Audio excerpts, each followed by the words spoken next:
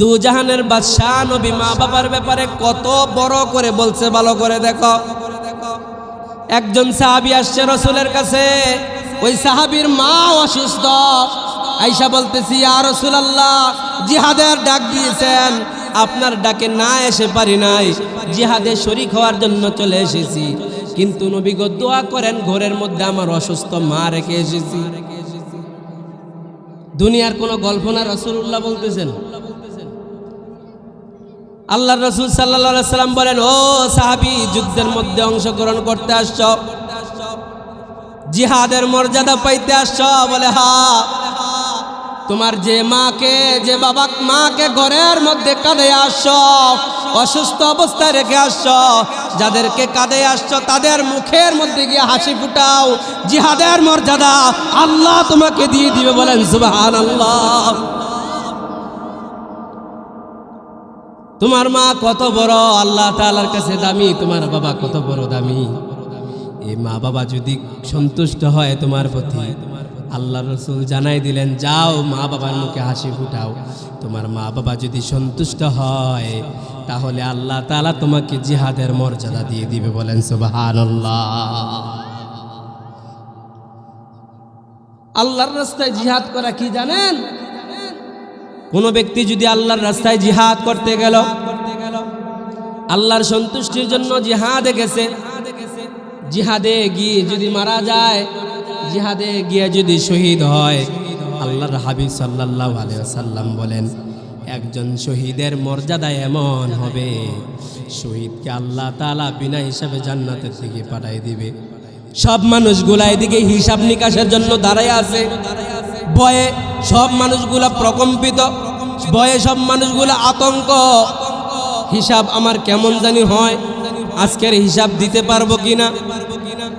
সব মানুষগুলা পেরেশানিতে আছে। একদল মানুষ জান্নাতের দিকে সোজা চলে যায়, রক্তমাখা শরীর নিয়ে তারা চলে যাইতেছে জান্নাতের দিকে। কাপড় চোর ছিঁড়া বেড়া, শরীরে রক্ত মাখানো। বলবে এরা কারা, তাদের কি হিসাব হবে না? বলা হবে না, না, তোমরা কি জানো না তারা কারা? তারা হলো শহীদ আল্লাহর রাস্তায়। তারা আল্লাহর দুনিয়ার মধ্যে আল্লাহর দ্বীন প্রতিষ্ঠা করার জন্য, আল্লাহর আইন প্রতিষ্ঠা করার জন্য তারা রক্ত দিয়েছে। ইসলামের কালেমার পতাকা উড্ডীন করার জন্য তারা রক্ত দিয়েছে। এই শহীদদেরকে আল্লাহ তাআলা আজকে বিনা হিসাবে জান্নাত দিচ্ছেন। বলেন সুবহানাল্লাহ। বিনা হিসাবে শহীদদেরকে জান্নাত দিবে। তাহলে এই সাহাবী মা অসুস্থ, তার জন্য জড়িয়ে গেল। এই সাহাবী তো এমন দাবি করতে পারে আল্লাহর কাছে, আল্লাহ আমি তো চাইলে আল্লাহ আপনার রাস্তায় গেলে হয়তো বা শহীদ হয়ে যেতাম। মর্যাদা যদি দাবি করে, তাহলে আল্লাহ তাআলা তো কারো প্রতি জুলুম করবেন না। আল্লাহ কারো প্রতি জুলুম করবেন না। আল্লাহ তাআলা যদি চায়, তোমার যেই মা বাবার খেদমতের জন্য রয়ে গেছ, জিহাদের ময়দানে সাহাবী যাইতে পারে নাই, আল্লাহ তাআলা বিনা হিসাবে জান্নাত নসিব করবে। বলেন সুবহানাল্লাহ। এই হলো মা বাবা, এই হলো মা বাবার মর্যাদা, কর্তব্য। ও দুনিয়ার সন্তানরা, তোমাদের মা বাবার জন্য তোমাদের কর্তব্য হলো, মাতা পিতা থাকলে তাদের সেবা করো। তোমার মা বাবা ছোটকালে বারবার বিরক্ত করছো, খাবার খাইতে চায় নাই, তারপরও তোমার মা তোমাকে কত কষ্ট করে হাঁটাহাঁটি করে তোমাকে খাওয়াইছে, একটু দুলনার মধ্যে তোমাকে দুলে দুলে খাওয়াইছে। তোমার খালাকে বলছে, ফুফুকে বলছে, তুই কোলে নে, আমি খাওয়াই দেই। কিভাবে তোমাকে খাওয়ানো যায়? তোমার বাবা যদি অসুস্থ হয়ে যায়, বৃদ্ধ হয়ে যায়, বিমার হয়ে বিছানায় পড়ে যায়, খাবার খাইতে চাইবে না। ধমক দিও না, তারা তোমাকে বিরক্ত করবে। অফিসে যাইতেছ, মূল্যবান সময় নষ্ট হয়ে যায়, তোমাকে বলবে বাবা গ্যাস্ট্রিকের ওষুধ নাই, গ্যাস্ট্রিকের ওষুধ আনিস। বাবা পান দরকার, পান আনিস। আমার ব্যথাটা বেড়ে গেছে, মাজার ব্যথাটা বেড়ে গেছে, নামাজ পড়তে পারি না, বাবা ব্যথার ওষুধটা মনে করে আনিস। বিরক্ত হয়েও না, তোমার বাবা মার প্রতি বিরক্ত হওয়া যাবে না। ছোটকালে তোমার মা বাবা যেমন তোমার প্রতি বিরক্ত হয় নাই, তাদের প্রতিও তুমি দয়াদ্র হয়ে তাদেরকে সেভাবে লালন পালন করতে হবে। বলেন সুবহানাল্লাহ। পিতামাতার জন্য আল্লাহ রাসূল সাল্লাল্লাহু আলাইহি ওয়াসাল্লাম হক বলে গেছেন। পিতামাতা যাদের সাথে চলাফেরা করে, তোমার বাবা যাদের সাথে চলতো, তোমার বাবার ভাই, তোমার বাবার বন্ধু বান্ধব যারা আছে আল্লাহর হাবিব সাল্লাল্লাহু আলাইহি ওয়াসাল্লামকে এটা রাসূল শিখাইছেন। তোমার মা বাবার হক আদায় করতে চাও, মা বাবাকে পাও নাই, মা বাবার হক যদি আদায় করতে চাও, তোমার মা বাবা যাদের সাথে চলাফেরা করেছে অথবা তাদের আত্মীয় স্বজন যারা আছে তাদের সাথে ভালো আচরণ করো, তাদের সেবা করো, তাদের মন জয় করে চলো, তাহলে তোমার মা বাবা তোমার প্রতি সন্তুষ্ট হয়ে যাবে কবর থেকে। বলে সুবহানাল্লাহ। তাহলে যারা মা বাবার হক আদায় করতে পারেন নাই, সেবা করতে পারেন নাই, যত্ন নিতে পারেন নাই, তাদের জন্য কথা হলো তোমরা তোমাদের মা বাবার আত্মীয় স্বজন যারা আছে তাদের সাথে ভালো আচরণ করো, তোমার মা বাবার বন্ধু বান্ধব যারা আছে তাদের সাথে ভালো আচরণ করো, মা বাবার ঋণ থাকলে ঋণ পরিশোধ করে দাও, তাহলে মা বাবার হক আদায় করা হবে। এক সাহাবী আয়েশা বলে, ইয়া রাসূলুল্লাহ, কান্নায় জর্জরিত হয়ে বলতেছে, রাসূল গো, আমি তো আমার মাকে পাই নাই, আমার মাকে আমার নসিবে জুটে নাই, মার খেদমত করতে পারি নাই, ইয়া রাসূলুল্লাহ, আমার জন্য কি মা বাবাকে সন্তুষ্ট করার কোনো উপায় আছে? মা বাবাকে সন্তুষ্ট করার কোনো উপায় আছে নাকি?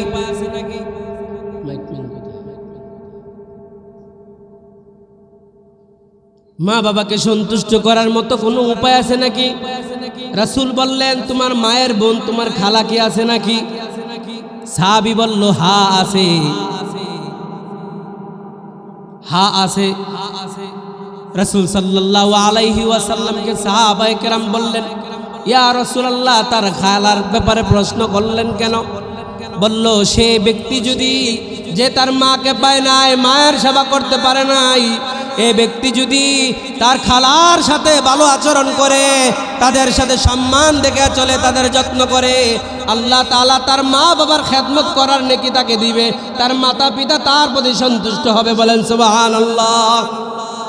এজন্য অনেকে আছেন মা বাবা মারা যাওয়ার পরে ফুফুদের খোঁজখবর নেন না, খালাদের খোঁজখবর নেন না, মা বাবার আত্মীয় স্বজনদের খোঁজখবর নেন না, এমনটা করা যাবে না। আল্লাহর হাবিব সাল্লাল্লাহু আলাইহি ওয়াসাল্লাম বলেছেন, লা ইয়াদখুলুল জান্নাতা কাতিউন। রাসূল বলেছেন, তোমাদের মধ্যে কেউ যদি আত্মীয়তার সম্পর্ক ছিন্ন করে, খালাদের, ফুফুদের, মামাদের, চাচাদের খোঁজ খবর না নেয়, ভাতিজা বৃত্তশালী, চাচা কষ্ট করে, বোনের ছেলে বৃত্তশালী কিন্তু খালারা কষ্টে মরে, ভাইয়ের ছেলেরা বৃত্তশালী কিন্তু ফুফুরা কষ্টে মরে, যদি এমনটা করো তাহলে জেনে রাখো, তোমরা যদি তাদের সাথে সম্পর্ক ছেদ করো, আল্লাহর রাসূল জানাই দিয়েছেন তোমাদের জন্য আল্লাহর জান্নাত হারাম হয়ে যাবে। বলেন নাউজুবিল্লাহ। এজন্য মা বাবা মরার পরেও মা বাবার জন্য সন্তানের কর্তব্য হলো মা বাবার জন্য তারা দান করবে, সাদাকা করবে, তারা বিভিন্ন ইসালে সওয়াবের কাজ করবে, সওয়াব রেসানি করবে, মা বাবার জন্য দোয়া করবে। সন্তান যদি মা বাবার জন্য দোয়া করে, ওই মা বাবার যদি কবরের মধ্যে অবস্থা পরিবর্তন হয়ে তাদের জান্নাত নসিব হয়, সন্তানের দোয়া মা বাবার জন্য দোয়া কবুল হয়, মা বাবার পক্ষ থেকে যদি আল্লাহর নামে কেউ দান করলে, মা বাবার পক্ষ থেকে দান করে, তাহলে মা বাবার আমল নামার মধ্যে সব নেকি জমা হয়। ওই মা বাবা তার প্রতি খুশি হয়ে যায়, আল্লাহ তাআলা তার মা বাবাকে তার প্রতি খুশি করে দেয়। বলেন সুবহানাল্লাহ। আল্লাহ তাআলা তার মা বাবাকে তার প্রতি খুশি করে দেন। আল্লাহ রাসূল সাল্লাল্লাহু আলাইহি ওয়াসাল্লাম দানের কথা বলেছেন মা বাবার জন্য, তাদের পক্ষ থেকে দান করতে। আপনার যার যতটুকু সামর্থ্য আছে, নিজের কামাই রোজগার থেকে যা খাচ্ছেন, চলছেন, ফিরছেন, এর থেকে একটা বাজার নেন, যে মায়ের উসিলায় দুনিয়ার মধ্যে আগমন করলাম, যে বাবার উসিলায় দুনিয়ার মধ্যে আসলাম, আমার বাবা মার জন্য আমার কিছু করার প্রয়োজন। আজকে যদি আপনি আপনার বাবা মার জন্য মসজিদে দান করেন, মাদ্রাসার মধ্যে দান করেন, মাহফিলে দান করেন, এতিমের মাথায় হাত বুলান, অসহায় মানুষের পাশে যদি তাদেরকে দান সদকা করেন, সহযোগিতা করেন, আল্লাহর হাবিব সাল্লাল্লাহু আলাইহি ওয়াসাল্লামের হাদিস খুলে দেখেন, আপনার সন্তানরাও আপনার প্রতি এমন দয়াদ্র হবে, আপনার মৃত্যুর পরে আপনার সন্তানরাও আল্লাহর কাছে দান করবে আপনার পক্ষ থেকে। বলেন সুবহানাল্লাহ। এজন্য ও দুনিয়ার সন্তানরা, তোমরা যারা সন্তানরা দুনিয়ার মধ্যে আছো, মা কবর থেকে কান্না করে, বাবা কবর থেকে কান্না করে, ও বাবুটি পাড়ার যুবকরা ভালো করে শোনো, ও বাবুটি পাড়ার মায়ের সন্তানরা, বাবার সন্তানরা ভালো করে শোনো। যে মা বাবা তোমাকে পাহাড় পরিমাণ সম্পদ দিয়ে গেল, বিটা বাড়ি দিয়ে দিল, জমি দিয়ে গেল, ব্যাংকের মধ্যে টাকা পয়সা দিয়ে গেল, লেখাপড়া করাইয়া তোমাকে পজিশন তৈরি করে দিয়ে গেল, তোমার যোগ্যতা করে দিয়ে গেল, আল্লাহর হাবিব সাল্লাল্লাহু আলাইহি ওয়াসাল্লাম জানান তাদের জন্য তোমার করণীয় বিষয় আছে।